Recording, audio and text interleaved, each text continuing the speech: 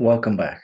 So we're about to start getting our hands dirty with some demos, but uh, before we do that, let me go over a few things because you're going to keep hearing me saying these terms over and over. So the most important part is uh, databases have interfaces and the systems that actually store the data. So I'm referring to servers and clients. You probably have heard of the client server architecture, and the databases are really not that different. So where we store our data, where our databases exist, is where the system, the engine is, and that engine is called a server or a database server in this context. So there are many different types of database technologies that provide database services or the database servers. And then there are the clients, which is basically the software that you put on your computer to communicate with your database servers. So this client can be a GUI-based client.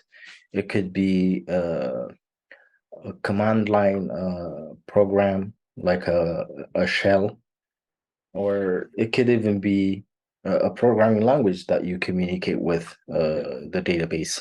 For instance, using Python or a Python library to communicate with a database server. So you can use a programming language, you can use a program that's already been developed, whether it's a GUI based application or a command line based software. So it's important to make these two distinctions. The server can reside anywhere.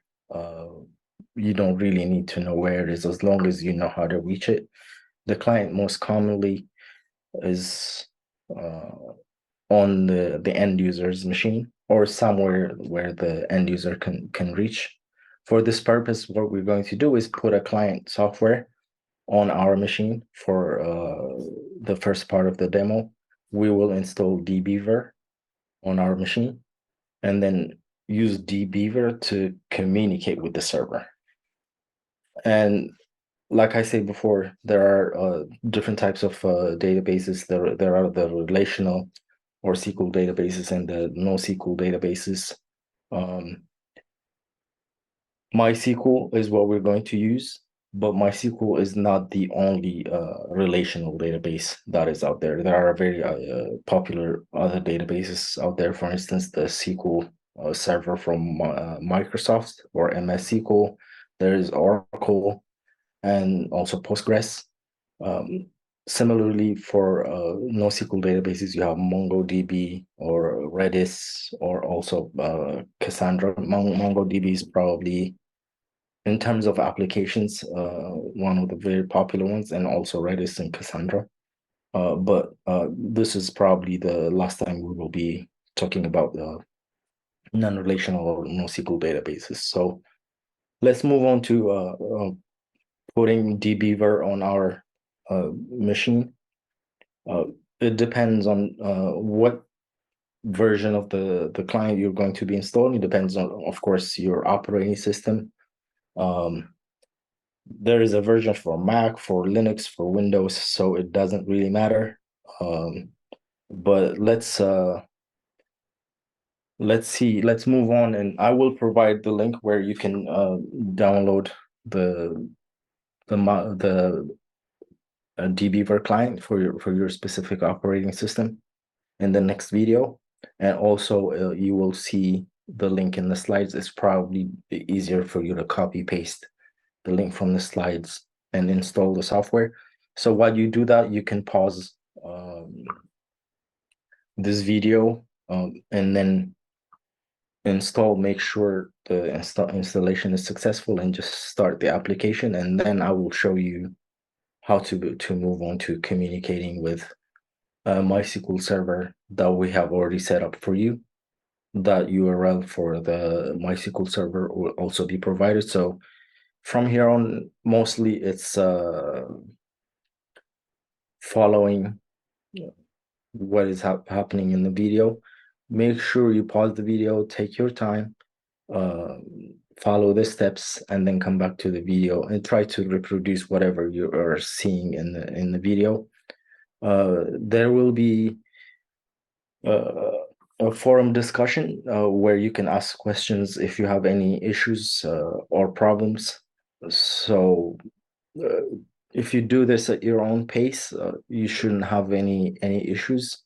But in reality, we all have sometimes problems communicating with software, especially putting software on your machine and all that stuff. So let's get that taken care of first, and then you can move on when you're ready.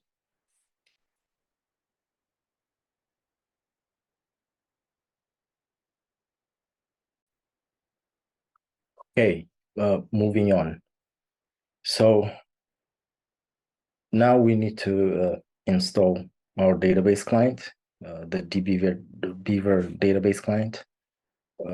You can see the URL. You can either pause your video and type this into your browser, or go to the slides and copy paste it from there. You can also Google dbeaver download. Either way, you should be able to reach the dbeaver download page, which looks like this.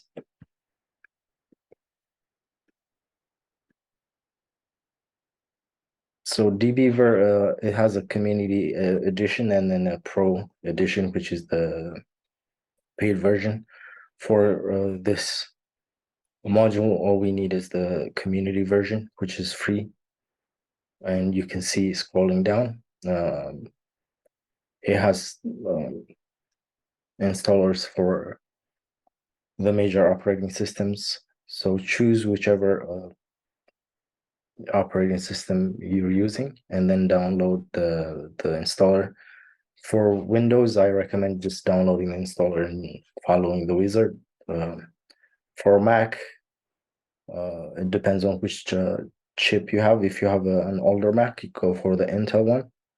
If you have a newer Mac with an M1 or M2 chip, you should go for the Apple Silicon.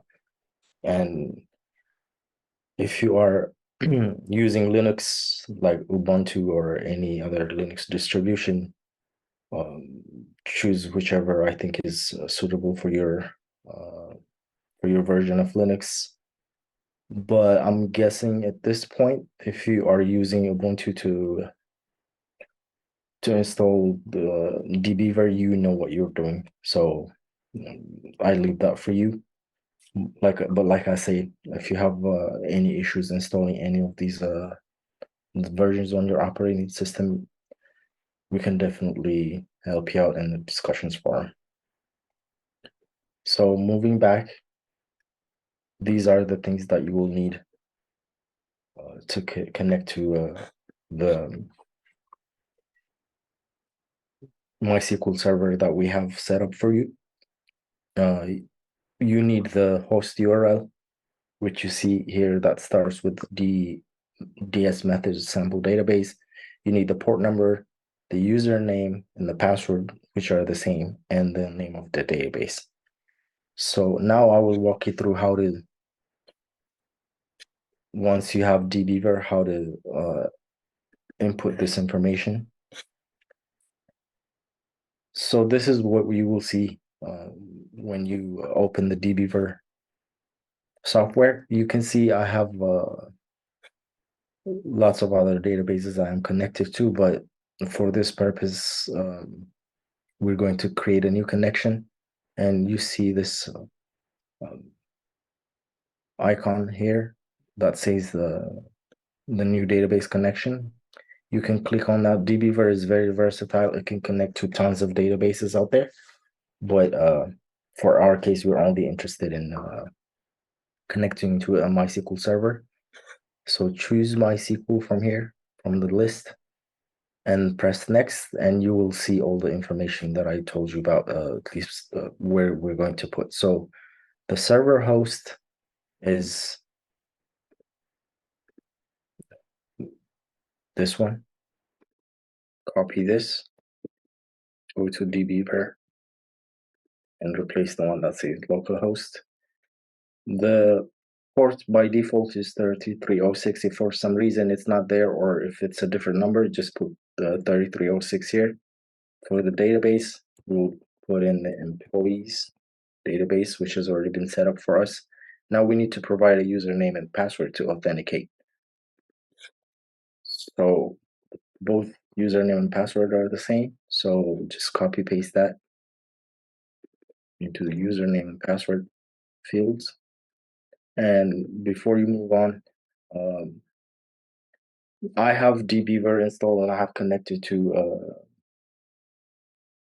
other databases before, so it's not going to ask me, but if it's your first time, it will probably ask you to download a driver.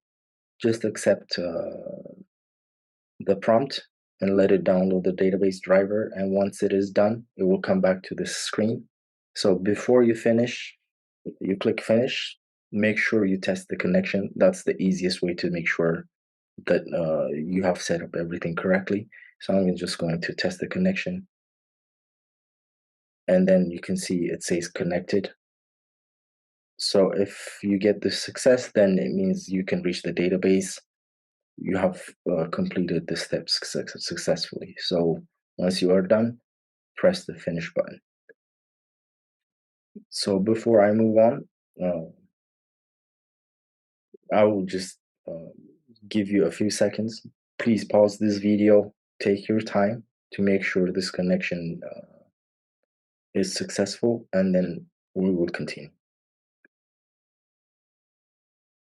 Okay, so let's move on. Now that we have a successful connection to the MySQL server from dbeaver, and we have selected to connect directly to the employees database, because a database server can have multiple databases inside. We're only interested in the employees database. That's why we put employees there. Now let's move on and see what these database tables and relationships that we talked about look like. So you can see here employees is already selected because that's the database that we wanted to connect to. So if you expand this employees database connection, you will see a bunch of folders. We're most interested in the databases folder, and then drop down again, you will see the employees database there. You know it's a database when you see something like this. Usually something that looks like a cylinder is a common representation, graphical representation of databases. So that's how you can quickly tell that this is a database and it's the employees database. If you expand any further, you will see a whole bunch of other stuff. Again, we only will focus on the tables. If you expand that, you will see a number of tables there. So now this is becoming more and more obvious. So you can see the whole employees database is categorized into departments, employees, salaries, titles, and then two special tables called department employee or dept emp and department manager, dept manager. Basically, these are tables that hold extra information that helps us map from department to a manager or from a department to an employee. So when you ask questions like which department does an employee belong to, we probably are going to look at and query these tables. So as an introduction, it's very helpful, especially if you're not familiar with databases, to have a more visual information of what the relationships between these multiple tables inside a database look like. And dbeaver has a really good feature uh, that helps you visualize what the whole structure of the entire database looks like. So if you right click on the employees database and go to view database, you will see an ER diagram. ER stands for entity relationship. and you will see the relationships between each of these tables. And usually there is some very specific and particular key that we relate tables with. It's like a pointer from one table to another that tells us, look, this row in this database is related to that row in that database because we have this pointer. So this in databases is usually something called a primary key. There are other ways to link databases, but usually we choose something that is unique to a row in a table to link it to another row in the table. For instance, uh, let's say you have this employees database here, and an employee uh, has a salary, and we have the salaries database, the salaries table here. So how do we know which employee gets paid how much? Let's say we have employee X, and we need to know employee X's salary.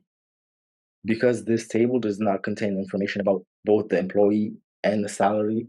You remember what we talked about earlier, that we do not store all the information in one table because it's not efficient. So this is exactly what is happening here. The salaries table has been separated.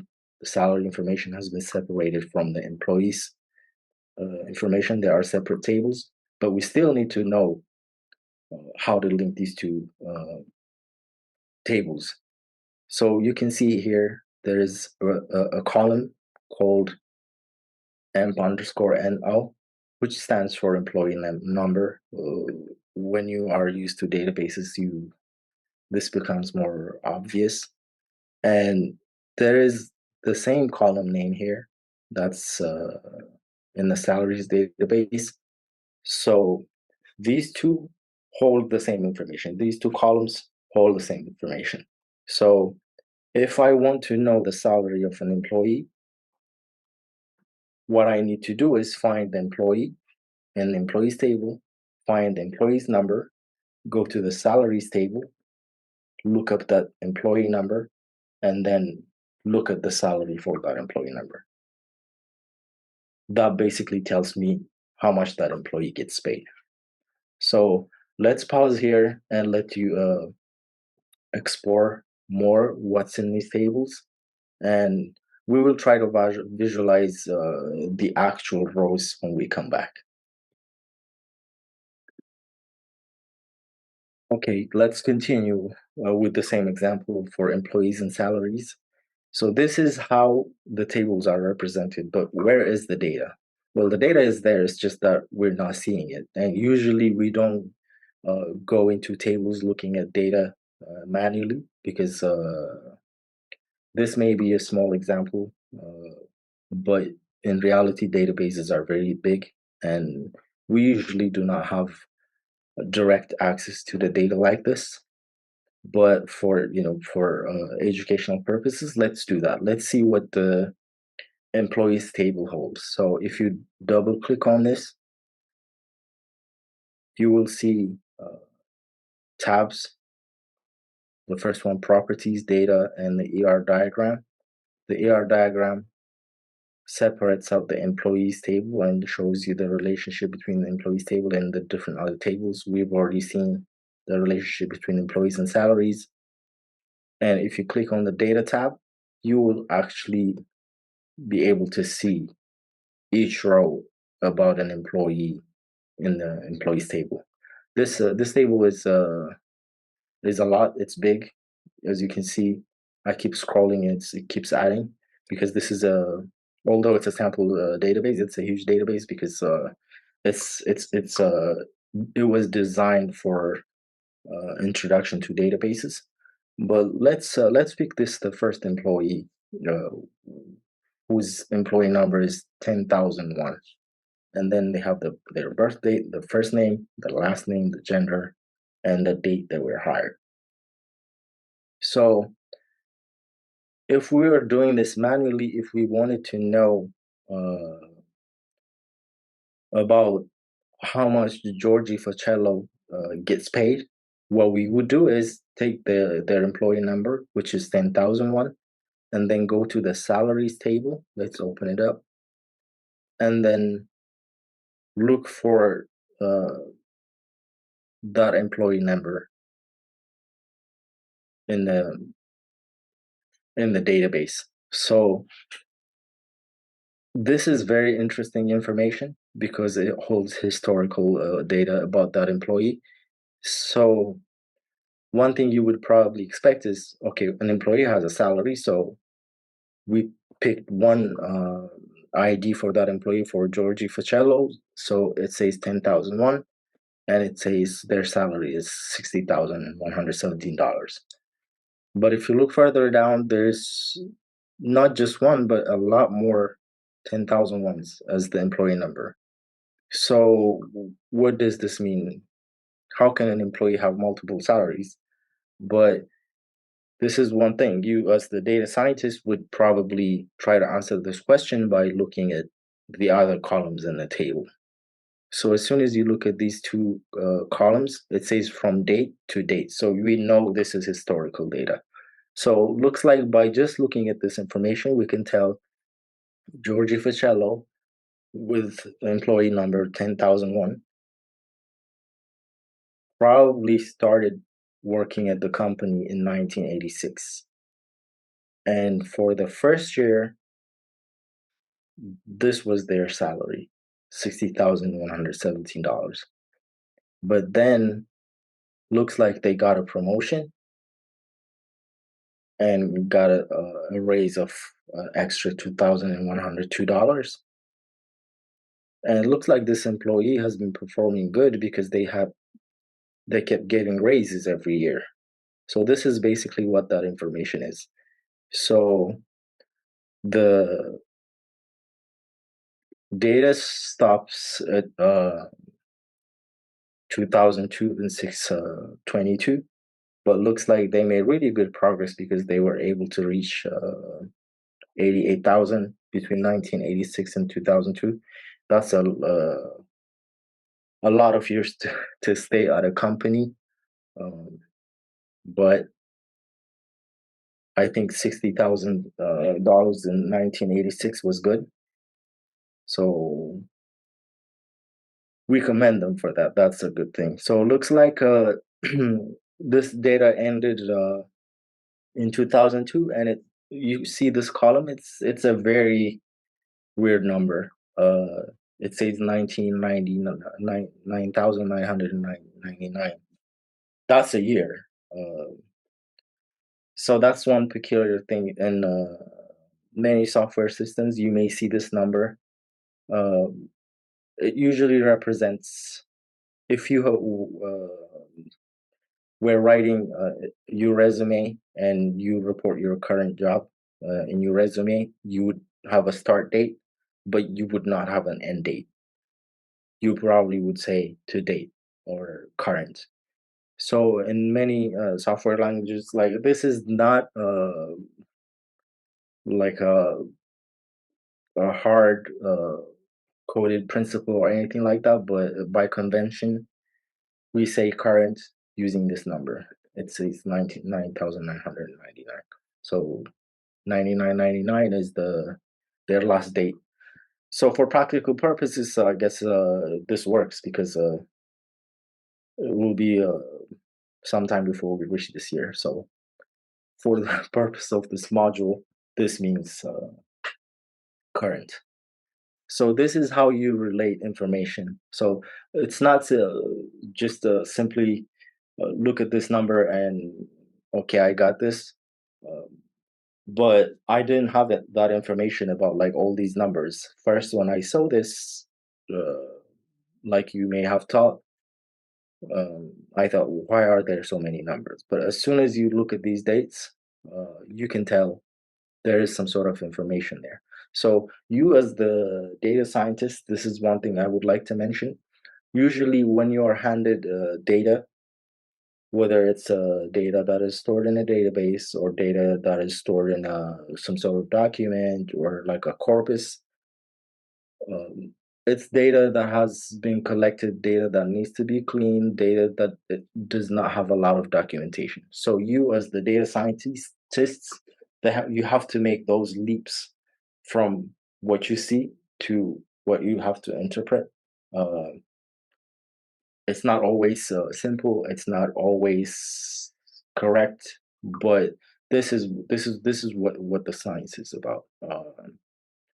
If there is no simple formula for you to apply things, but even with a simple data structure like this database probably has documentation, but it's a good exercise for us to look together. So what we're going to do is now I will pause the video and move on to the next one. You pause your video and try to explore the other tables and relationships so that you can have a more uh, detailed understanding of what these relationships are. And while you're at it, try to figure out what these columns actually mean. Uh, say, take the titles table. What are the columns in there? What do they mean? Try to look at the entity relationship diagram. We saw the employees' salaries, but if you open the departments, there are other tables. So, what is the relationship between departments and the department manager uh, tables? So, try to make those leaps. Try to understand those more, and then we'll move on to how to do what we just did uh, in a different way. Because in reality, this is not how you communicate with databases. This was just for you to appreciate what database-based tables and columns and rows look like.